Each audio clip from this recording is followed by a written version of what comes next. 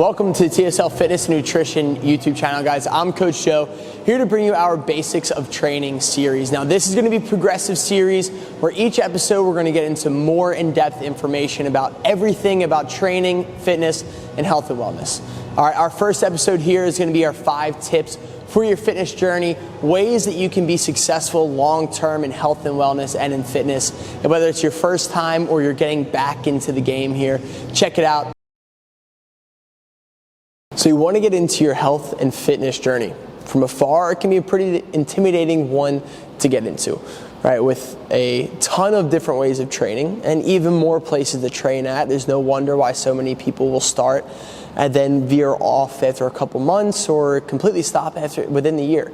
Right, as a certified personal trainer and strength and conditioning coach, I wanted to come along and share some of my top 5 tips for being successful starting and or restarting your fitness journey, and to see where that will take you and try to help you out as much as I can to make it so that you not only start, but make it a lifestyle for yourself.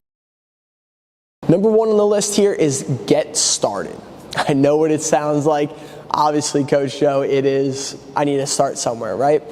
Yes, and that can't be overstated, right? Getting started is one of the hardest things for you to do when starting or restarting into a fitness program.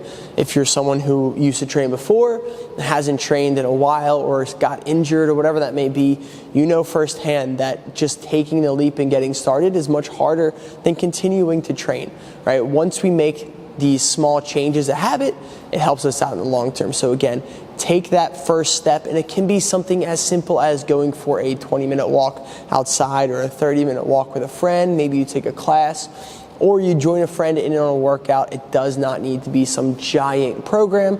Just get started.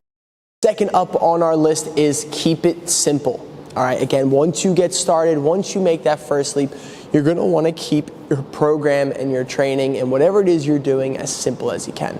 All right, you don't need to make it too complicated. It doesn't need to be a 5-day training program or a 6-day training program. It just needs to be something to get you working in the right direction, especially if you're just starting or if you're restarting. The goal here is to keep it simple so that over time we can make these small changes habits. Right? Again, it can be something as simple as twice a day of walking outside or walking with a friend or whatever that may look like. Maybe you take a class once a week and then you walk out with your dog or whatever that looks like, but keep it simple. It does not need to be something that is rocket science and gets you confused when it comes to training, right?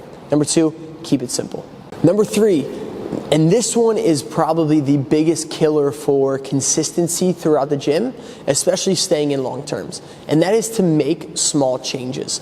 Most people, when they're getting into a training, are really driven by motivation, and that leads us to say, hey, I'm ready to go and commit to 4 to 5 days of training a week, when we just came off the couch of doing maybe nothing or one time of walking, right? That big jump into a really large kind of plan, which should be a little bit more mature down your line in your fitness journey, can lead us to quitting early, right? Because it goes from a lifestyle that we're living, and then we jump into a completely different lifestyle that isn't what's normal to us, right? So the key here is, if you're doing nothing, is to start with 1 or 2 times a week.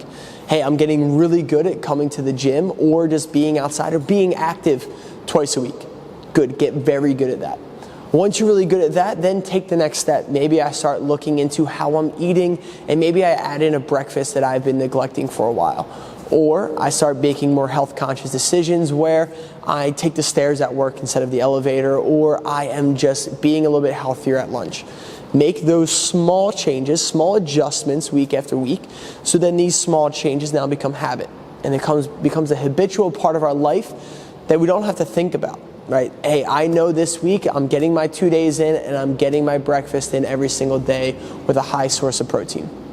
Something small like that will lead us to longer success in our fitness journey than if we just make a giant jump based off motivation, because one thing we do know is motivation tends not to last too long. So build that discipline while you have your motivation, and then we continue with our discipline when the motivation trails off. Number 4 is to do something that you enjoy with fitness and with your health and wellness journey. Now, I know I'm gonna get some people that say, oh, well, sometimes you just gotta work and you gotta put your head down. It's gonna be hard and it's gonna be tough. And all of those things are true. Sometimes you're not gonna wanna work out and sometimes you're gonna wanna do other things instead. But you should still enjoy what you're doing in your training process or what the activity is, right? If you don't enjoy it on those days when it's really tough, it might be winter time, it's super cozy in bed and it's easier to stay in bed than it is to go into the gym, or it's easier to go back to sleep instead of waking up for that alarm, right? And what that means is, hey, I shouldn't walk in and be like, you should be like, I absolutely love what I'm doing here. I'm so happy to be here. This is a highlight of my day. Fantastic, absolutely should have some concept of that.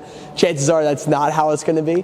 But to find something you enjoy, whether that's yoga or a mindful practice, or maybe you like being in a classroom environment, you grew up playing sports, so you like the team room environment, take a class, do yoga, maybe you run, maybe you jog, maybe it's just being outside with your dog where you're walking a little bit farther, or you join up with a friend and you work out and you enjoy that camaraderie and pushing each other and working together.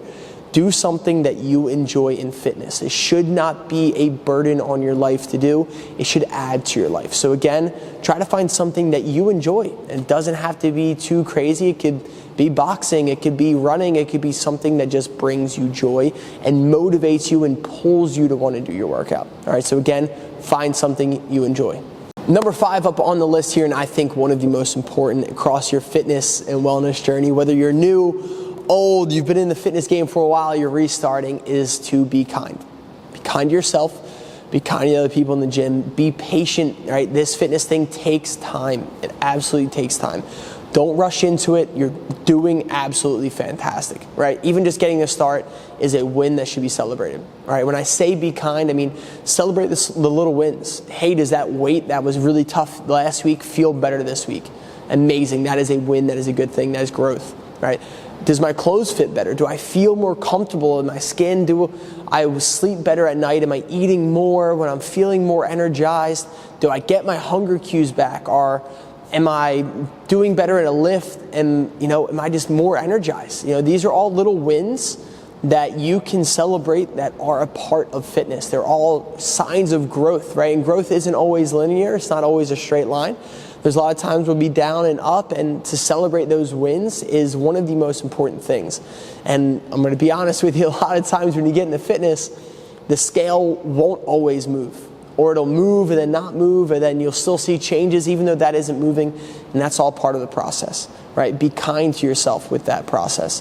All right, there will be downs, there will be ups, but I promise you it's worth doing. All right, again, be patient. Everyone in the gym here is all probably self-conscious to what they're doing. Be kind to yourself, be kind to them. It takes time, all right? Keep that self-talk positive. What you think does play a factor in how we act and how we perceive ourselves throughout the day. All right, so again, be kind. But guys, our 5 tips for your fitness and wellness journey. Again, those were get started. If you haven't started yet or you're thinking about started, take the leap, make that jump, get started. All right, don't have to wait till the new year. Start right now where you're at with what you got. I promise it's good enough to do so. From there, guys, keep it simple. It doesn't need to be crazy. It doesn't need to be a wild program. Make it something simple. From there, right, make small changes, right? Small adjustments through our weeks will help with long-term success. And 4, do something you enjoy, guys. You should be happy. You should be doing these things and enjoying your process, all right? And from there, number 5, in my opinion, one of the most important parts is to be kind. Be kind to yourself. Be kind to the others in your fitness journey, in your health and wellness journey. It takes time. All right, again, those are our 5 tips for your wellness and fitness journey. Guys, I'm Coach Joe. Over this series here, our Basics of Training series, we're going to go over the basic fundamentals of training and wellness and nutrition and all those great things to help you progress through your wellness and fitness journey. Here, if you have any questions, leave them in the comments below. Right, you can find us on Instagram at TSL_nutrition on Instagram. And then if you find value in this information, guys, please subscribe.